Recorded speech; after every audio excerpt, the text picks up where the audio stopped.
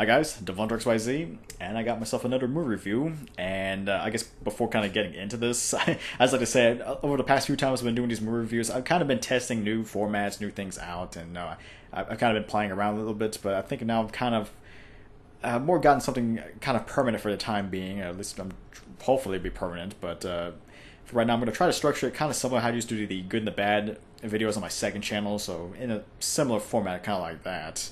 But anyway, I went off to recently see Venom, and I gotta say I'm quite surprised by it. And I thought it was gonna be kind of just a quick cash grab on one of the most famous villains in the Spider-Man universe. But it's kind of more different than what I expected. So let's take a look at it.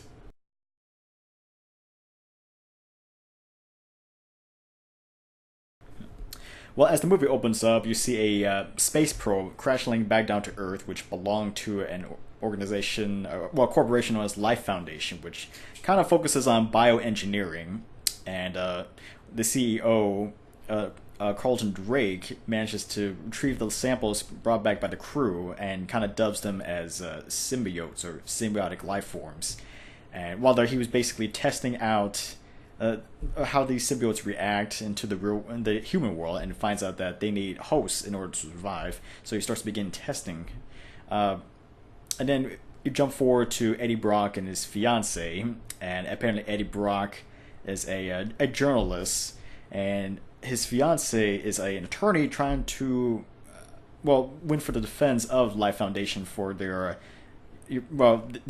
misuse of patients and treatments and lies that have been telling out of the corporation. But besides that, though, I mean, Eddie Brock, he was tasked to get a scoop on Life Foundation and how Carlton Drake his foundation is trying to help society. But of course, Brock doesn't really believe that, and he takes on an aggressive approach against Drake, which ends up losing his job and causing his job and his fiance's job too.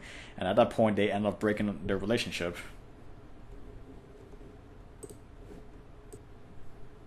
Well, 6 months later, after doing some testing, Drake manages to try to find a possible symbiosis connection with the host and the new symbiotes. And at that point, one of his leading scientists, Doris Skirth, was kind of appalled by all the experiments that have been going on, and she tries to contact Eddie Brock in order to expose Drake for the fraud that he is. And of course, they end up teaming together to try to break into the complex. And while there, Brock discovers an old homeless woman that he's been befriending all this time, and he tries to save her, but unfortunately she gets taken over by the symbiote from all the experimenting as well. The symbiote escapes, manages to merge into Brock, and he tries to outrun the security out into the forest, the wilderness. Well, afterwards, Brock starts exhibiting weird side effects, like he has a fever, he's constantly hungry, he's always hot, he starts hearing voices in his head. So I mean, a lot of weird things happening to him. And in the meantime, Drake finds out that Brock was the one who stolen the symbiote, and is the only known survivor at this point. So he wants Brock back to the corporation alive. So he sends out a henchman to try to take him down and try to bring him back. But of course, at that point, Brock finally goes into his full-on transformation as Venom, and kind of goes into like a huge chase. And afterwards, Brock eventually goes back to his place of work, his former work, where he used to be a journalist, to try to prove that Drake is actually a fraud, and that he's actually kind of like killing off innocent people. While there too, he ends up taking care of a SWAT team, and then he ends up coming across his old fiance Anne. And while there, they try to bring back Brock to her new boyfriend, who is also a doctor, try to find out what was wrong with him. And then they come to realize that the symbiote was rotting away his internal organs. So at that point, Brock tries to separate from it, and finding out that his weaknesses were high-pitched noises and fire. So they managed to separate for the time being, but unfortunately Brock gets later captured by the henchmen of Drake. While all this was happening, apparently there was a fourth symbiote that landed in Malaysia that's been transferred from host to host to make it back to Life Corporation. and well, where the rest of the symbiotes were located. And while that fourth symbiote managed to take over Drake and kind of more or less taken over his mind to try to launch another space probe so that they can bring back. Well, the whole goal was to try to bring back the rest of the symbiotes from their planet to Earth so that they can take over it. And well, while there though, Brock manages to escape with the help of Anne. Well, the help of Anne and the symbiote that bonded momentarily, but afterwards, Venom agreed to help. Venom and Brock decided to team up, and Venom agreed to help him out for the sake of trying to protect Earth as well. And while they tried to stop, they're trying to stop Drake, who's been now been possessed by the symbiote himself, on the whole launching pad of the space probe, and it kind of goes on to like a big dramatic fight, and in the end, both symbiotes ended up killing off each other through the explosion of the space probe, killing off Drake, and at the same time, Venom trying to sacrifice himself to save Brock, which ends up killing up both the symbiotes at the same time.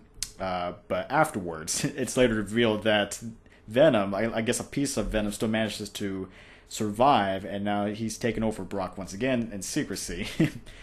And of course, at the ending credits out of all of that, you see a scene where Brock ends up trying to do an interview with one of the notorious serial killers known as Cletus Cassidy, who, if a lot of you don't know, is the host to the symbiote Carnage, which could be hinting at a possible sequel.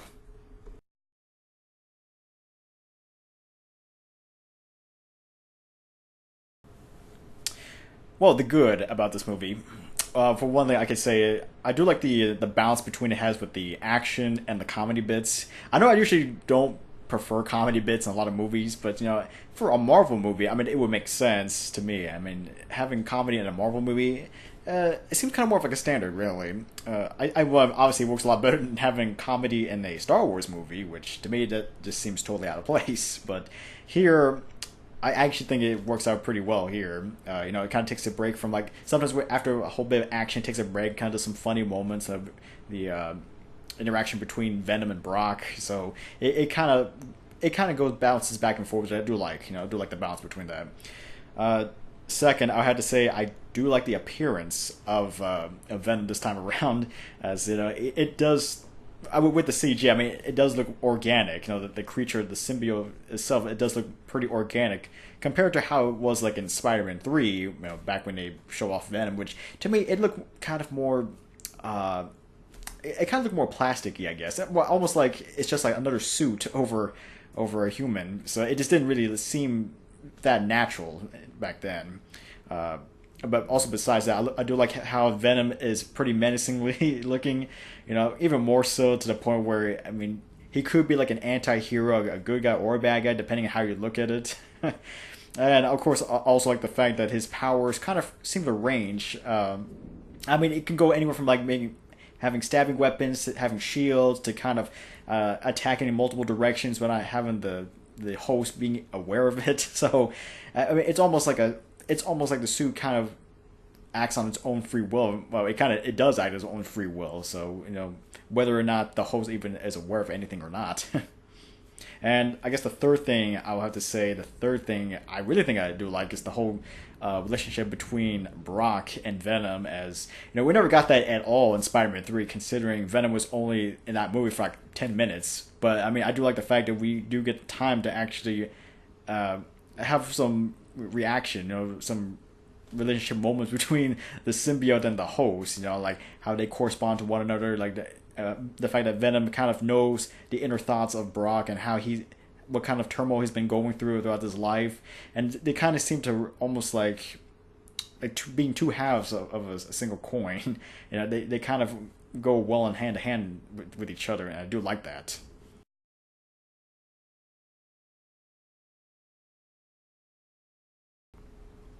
Well, for the bad that's really in this movie, I can really only think of two things. I guess first off, I would have to say the plot itself. Honestly, it's a little bit on the cliche side. I mean, it's something we've kind of seen plenty of times. Having a corporation who starts out being good, but then turns out being an evil corporation.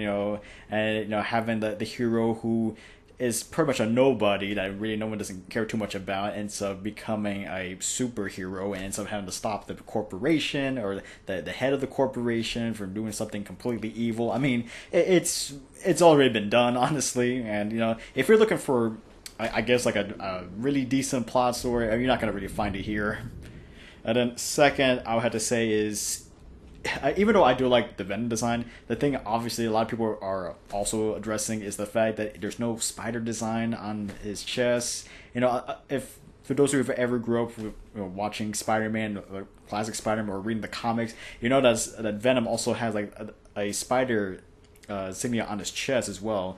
I mean, I understand why it's not in this movie, because of the fact that the symbiote bonded with Spider-Man, and that's how that symbol ended up on his chest for Brock's sake. When he was connected back to Venom.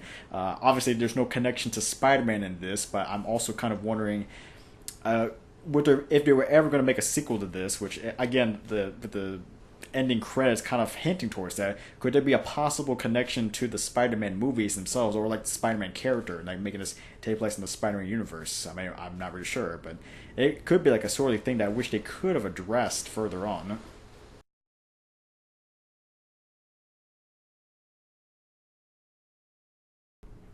Well, overall, I say Venom is actually a pretty decent movie in my opinion. I mean, I do appreciate the fact that we actually got a whole movie dedicated for the character itself. I mean, even though the fact that in terms of connected to Spider-Man, it's non-existent at this point, but at least kind of giving me more Venom. I've kind of been craving that ever since Spider-Man 3, which again they only showed him for like a few minutes on the screen near the end of the end of the movie, which was kind of a little bit of a bummer. I mean, I'm glad they showed him in the movie, but I wanted to see more of him, considering how much they build him up in that movie. But I mean, here, it's a different take on how Brock and the symbiote managed to become one. But again, since there's not really a huge connection to Spider-Man, it's kind of like a missed opportunity with that. But besides that, though, I actually think the movie itself is pretty decent. I mean, I do like the action scenes, the visual design on the costume itself looks pretty impressive. I mean, while the plot is kind of lacking, though, I still think it's I guess it's like a safe plot. I mean, something it's done before, but nothing really too extravagant. Well, I mean, overall though, I still think Venom is actually worth watching. I mean, I didn't go all out and go for a 3D. I mean, it is available for 3D at XD at Cinemark, but I didn't go all of that. I just went just standard showing. I mean, I don't really think it'd be missing much trying to see this in 3D. But besides that, I say overall, Venom, to me, I think it earns a score of a 7 out of 10. Pretty much an above average movie, and I say it's actually worth watching.